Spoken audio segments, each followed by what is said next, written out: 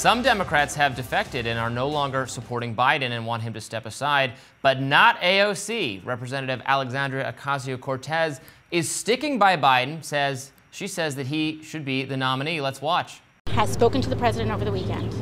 I have spoken with him extensively. He made clear then, and he has made clear since, that he is in this race.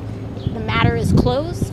He had reiterated that this morning. He has reiterated that to the public. Joe Biden is our nominee. He is not leaving this race. He is in this race, and I support him. Now, what I think is critically important right now is that we focus on what it takes to win in November. So this is pretty incredible, Jess. The trajectory of AOC, this darling of the left, progressive activist, won a seat in Congress, took out a very top sort of centrist, elite, corporate leading Democrat with this, it was thought to be someone who would be ushering in change and would be really fighting for the left, and at one point was doing that. Then acquired this much more cozy, it seems, relationship over the with the people in charge of the Democratic Party over the course of the Biden presidency. And now she's not even, there are people turning against Biden. It's not just like far left people who didn't like him to begin with. He's had some mainstream and centrist dissatisfaction. AOC is not joining her voice to that, and she's not the only one. The rest of the squad, progressive members, they're not turning on Biden either. I find that very interesting. What's your take? I find that very interesting as well. When we compare the American left to the left we see in the UK, I would point to Jeremy Corbyn, because we saw Rashida Tlaib congratulating him for running as an independent. He left the Labour Party because the Labour Party was not hard enough on Israel and was supportive of Israel and was not going to recognize a Palestinian state. That is a reason that Rashida Tlaib congratulated Jeremy Corbyn and said he's a great politician because he stands with the Palestinian people. To have members of the squad say Biden's the nominee without question, when even people like James Carville are saying we need a process to replace him, where is the squad? Where is AOC on the political spectrum? To the right of James Carville? I think anyone that watched AOC's initial election and rise to power would be shocked to see what she's doing today with her seat in Congress, with her public platform. To say he's the nominee and it's settled is ridiculous, because it doesn't have to be. We haven't had the convention yet. He's not the nominee unless the Democratic Party has declared some kind of martial law and Biden has to forego the official nomination process, which hasn't happened yet. And so that's really shocking to see, especially considering what we're seeing out of the White House on Palestine right now. Right. We have a clip we want to play. Let's get to that right now. A little exchange over whether the Biden policy in Gaza is being deemed a success by the administration. Let's play that. Israelis have taken some steps to be more precise, more discriminate, and more careful in their operations. Is it enough? No. So we're going to keep at it. We're going to keep working on this. Is it enough? No. The president described Israel as bombing, indiscriminate bombing in December. 7 months have passed and you have paused one arms shipment, as I understand. Is that fair? That's right. Is there a question here? Do you think that that's an effective response to indiscriminate bombing of a civilian population? It's never right to be conducting indiscriminate bombing of a civilian population. That's why we continue to work with the Israelis to be more precise, to be more careful. And so, Rami, I hate to talk about Niall Stanage when he's not here, but that was just a heck of a question from Niall. He does a great job in those press briefing rooms. I think that to ask if Biden saying in his interview with Stephanopoulos that his Middle East peace policy or plan is one of his greatest successes, does he believe his policy in Gaza is a success? Is there peace in Gaza? To have John Kirby fumble over his words to the point that without being prompted, he starts quantifying the civilian deaths in Gaza, it really highlights that the administration is very far from the progressive agenda. So any opportunity to replace Biden with potentially someone more progressive, potentially someone who won't use the highest office in the United States to give more money to what the left categorizes as a genocidal regime, our left leadership is not in AOC at this point in time to see her endorsing Biden so willingly.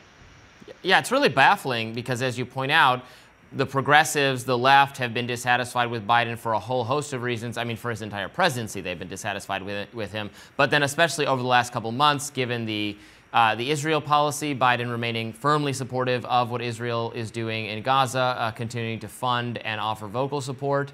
That is clearly a policy that the left is absolutely against. People on the left have been very vocal about, have been very condemning of what Biden is doing there. So you'd think, so that was even before the debate performance and all of the crystallizing concerns about cognitive decline and about whether Biden is even capable of defeating Donald Trump in the election. Now you throw all that into the mix, it would just kind of seem a no-brainer to me that of a person of AOC's stated political or stated policy views to actually use this moment to complain and say that we should ditch Biden, he should get off the ticket. Let's get, as you said, let's get someone more progressive. Now, obviously, there's a lot of questions probably about whether Kamala Harris is more progressive than Joe Biden. You know, she's kind of a chameleon. Maybe she's portrayed herself as more progressive, at least on criminal justice issues at one point, although that was totally at odds with her actual record during her time as a prosecutor. On foreign policy, she's not really articulated what a Kamala Harris foreign policy would be. I think she is not differently. She's not any less supportive of Israel than Joe Biden is, or Ukraine, or any of the other commitments that have happened during the course of the Biden administration. So maybe there's nothing to be gained on that topic. But at the very least, I would have not necessarily expected such a full-throated defense of Joe Biden in this political moment from someone who is antagonistic toward his policies, supposedly. But maybe that's right. That's what the answer is, that she's not actually all that antagonistic to his policies after all. Right.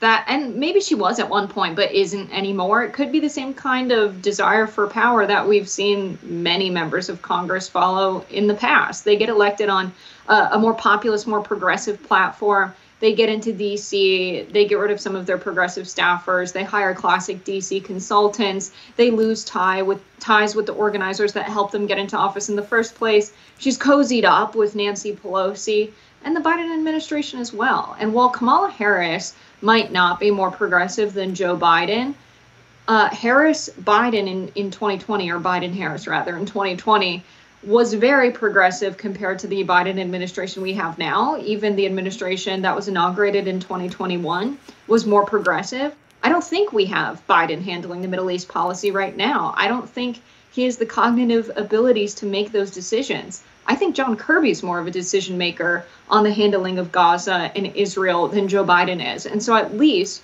if Kamala Harris was in office, I think it would be more so her than John Kirby. And so that's what I think about when I think about replacing Biden, is we wouldn't have someone who is appointed rather than elected making decisions that are critical, that are, antithetical to some of the administration's own policies in terms of the conventional arms transfer policy, where they promise not to give weapons to human rights violators. I mean, very clearly, Israel's been convicted of that, and we are still supplying them with weapons. We are breaking our own laws in the process and questioning international institutions like the UN, like the International Court of Justice. And I think it's time the administration, has someone in power that's actually going to keep some of the progressive policies that got them elected in the first place. And I think Kamala Harris is better positioned to do that than Joe Biden is. Well, like as you know, I'm a big fan of the elected officials making policy decisions rather than the totally unaccountable appointed or career people whose policies continue regardless of which administrations or which political figures are in control. So on that, we can agree. More Rising right after this.